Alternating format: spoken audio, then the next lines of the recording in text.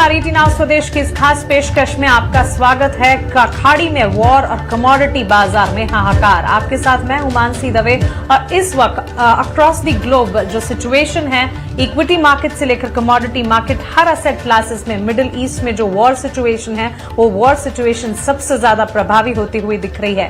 खाड़ी में जंग और पूरी दुनिया के बाजार में हलचल, हाहाकार कहेंगे, जो कि मचता हुआ दिखा है। क्रूड आसमान पर है, गैस में आग लगी है और सोना चांदी जो हर संकट में सहारा बनते हैं, सुरक्षित निवेश का काम करते हैं, इस बार दबाव में हैं। लेकिन इसके पीछे की वजह क्या है, विस्तार से हम इस खास पेशकश में इसके पीछे की वजह तलाशने की कोशिश करेंगे। और कमोडिटी बाजार में किस तरह के सिनेरियो सिचुएशन पैन आउट हो रहे हैं, क्या हम एक नए ग्लोबल कमोडिटी सुपर साइकिल के मुहाने पर खड़े हैं, इसका जवाब तलाशने की कोशिश करेंगे।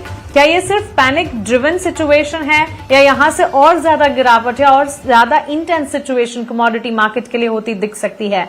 मिडिल ईस्ट में बढ़ते तनाव ने दुनिया के करीब 20% तेल सप्लाई को खतरे में डाल दिया है। कच्चे तेल की चाल ही देख लीजिए, आग लगती हुई वहां पर करीब $118 प्रति बैरल के लेवल्स हमने पिछले हफ्ते देखे थे। फिर से उन्हीं स्तरों के आसपास कच्चा तेल आता हुआ दिखा है। नेचुरल गैस, खासतौर पर एलएनजी पर सप्लाई का बड़ा संकट इस वक्त मंडरा रहा है। लेकिन सबसे बड़ा सवाल, जब दुनिया में अनिश्चितताएं बढ़ती है, प्रेशियस मेटल में बढ़त दिखती है, लेकिन इस वक्त वो सिचुएशन भी नहीं है। क्या महंगाई की नई लहर आने वाली है? क्या सेंट्रल बैंक फिर मुश्किल फैसलों के सामने होंगे? और सबसे जरूरी, इस उथल पुथल में निवेशक आखिर कहां जाएं? सिचुएशन जहां इंटेंस है, वहां पर हम देख रहे हैं इक्विटी मार्केट और कमोडिटी मार्केट में सवालों की भी लड़ी लगी है। इन सवालों के जवाब तलाशते हैं और इस खास पेशकश की शुरुआत करते हैं। हमारे साथ एक्सपर्ट्स की पैनल जुड़ी हुई है, आइए उनका स्वागत करते हैं। Bhavik Patel, senior research analyst, Tradebull Securities मेरे साथ हैं। बीरेन वकील जी, पैराडिम कमोडिटीज से मेरे साथ जुड़े हैं। Amit Suresh Jain, founder and CEO Intellisys Ventures हैं हमारे साथ। वहीं Dharmesh Bhatia, Emirates Investment Bank Dubai से हमारे साथ जुड़ेंगे। और Anindya Banerjee, SVP and head of currency and commodity, Kotak Securities भी हमारे साथ जुड़ेंगे। आप सभी का जेंटलमैन बहुत स्वागत है ईटी नाउ स्वदेश पर। अपना समय हमें देने के लिए आपका शुक्रिया।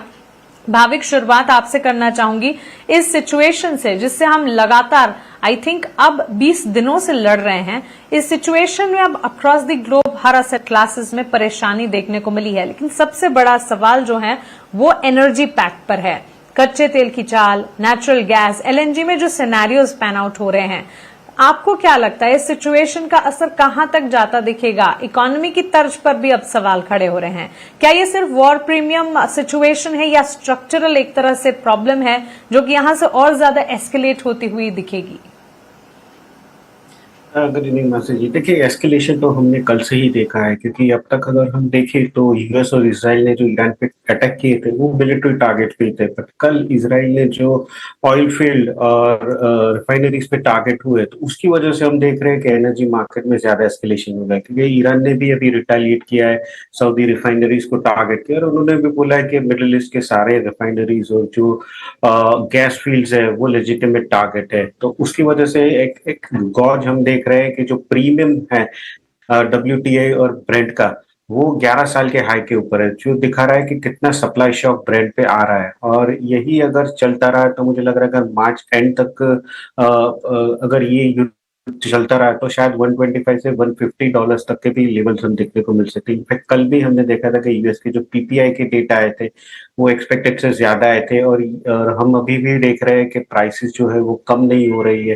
टोटल अगर वैसे भी हम देखें तो जितना भी $10 बढ़ता है उससे 0.1% GDP वर्ल्ड का ग्रोथ जो है वो कम हो रहा है। तो आगे जाके हमें लग रहा है कि स्टैग्फ्लेशन की एक सिनारियो आ रहा है कि जहाँ पे इन्फ्लेशन बढ़ेगा बट इकोनॉमी जो है वो श्रिंक होगी। तो ये बिल्कुल वर्ल्ड इकोनॉमी के लिए अच्छा नहीं है। और जब तक मुझे लग रहा है कि स्टेट ऑफ हॉर्मोज और ये मिडिल ईस्ट की कॉन्फ्लिक्ट है, तब तक नहीं लग रहा है कि कोई भी एसेट क्लास, भी कॉमोडिटी, गोल्ड और सिल्वर, या तो फिर स्टॉक्स, या तो फिर बॉन्ड मार्केट, किसी में कोई रैली नहीं आएगी। बस दो ही चीज चल रहा है, और वो है एक सेफ्टी यूएस डॉलर की और दूसरी ऑयल प्राइसेस। तो ओवरऑल मुझे लग रहा है कि कॉन्फ्लिक्ट तो एस्केलेट हो गई है, बट मार्च एंड तक अगर नहीं रैप अप होती तो शायद हम 125 से 150 के बीच में भी ब्रेंट के प्राइस देख सकेंगे। यहाँ हम तेजी देख रहे हैं कच्चे तेल नेचुरल गैस में, लेकिन गोल्ड सिल्वर में इस वक्त अगर भले ही बढ़त नहीं नजर आ रही है, लेकिन हिस्ट्री की अगर बात करें तो हमने देखा है कि गोल्ड सिल्वर ने हमेशा से परफॉर्मेंस दिखाई है। यहां से फर्दर दिखेंगे, अंडरटोन जरूर बुलिश है, इसी वजह से इस पर कन्विक्शन होना चाहिए। फिलहाल डाउन ट्रेंड्स हम देख रहे हैं। भाविक, आपसे एक टेक में नेचुरल गैस एलएनजी पर चाहूंगी। जैसे हम देख रहे हैं यूरोप और एशिया में गैस की कीमतों में लगातार बढ़त है, क्या LNG disruption long term contract pricing बदल देगा और इंडिया के लिए स्पॉट एलएनजी कॉस्ट कितनी बढ़ सकती है? नेचुरल गैस पर इस वक्त आप क्या टेक्स बता रहे हैं? देखिए, इंडिया के लिए अभी देखिए तो ऑप्शन बहुत कम है, क्योंकि हम यूजुअली हमारा 60-70% जो है वो मिडिल ईस्ट से आता है। बाकी अगर देखें तो रशिया और ऑस्ट्रेलिया से बहुत कम आता है, यूएस से बहुत दूर है, और यूएस अगर देखें तो वो एलएनजी जो है वो यूरोप को सप्लाई कर रहा है। तो ओवरऑल हमने देखा है कि यूरोप में जो नेचुरल गैस के प्राइसेस है वो एक महीने में 60-70% बढ़ चुके हैं। तो यहाँ पे भी हमें लग रहा है कि जो लैंडिंग कॉस्ट है वो ऑलरेडी बढ़ चुके हैं।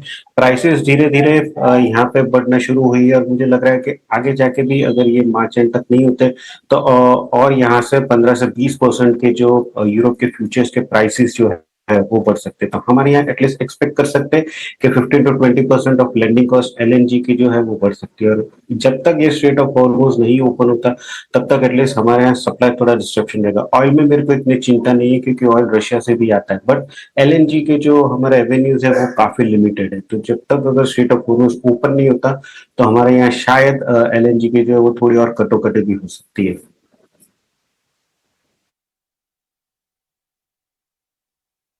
और इनफैक्ट सिचुएशन अगर इसी तरह की रही तो यहां से आगे आने वाले कुछ समय, कुछ टाइम फ्रेम कैसे नजर आएगी? सबसे बड़ा सवाल तो एब्सोल्युटली आप सभी एक्सपर्ट्स का इस इंपॉर्टेंट अहम मुद्दे पर विस्तार से हमसे बातचीत करने के लिए और सारे इंपॉर्टेंट इनसाइट्स हमारे साथ शेयर करने के लिए बहुत शुक्रिया भाविक, बीरेन, अमित, धर्मेश और आनंद जी। बहुत शुक्रिया हमारे साथ इस खास पेशकश में जुड़ने के लिए। सवाल ढेर सारे हैं, लेकिन जवाब ऑन द क्रक्स अगर देखें तो एक ही कि वॉर सिचुएशन ग्लोबल फ्रंट पर सिनेरियोज जब हल्के होते हुए राहत वाले आते दिखेंगे, तभी across the globe asset classes में राहत और पॉजिटिविटी वापस लौटेगी। फिलहाल इस खास पेशकश में इतना ही, लेकिन ईटी नाउ स्वदेश पर खबरों का सिलसिला लगातार जारी है। आप बने रहें हमारे साथ। नमस्कार।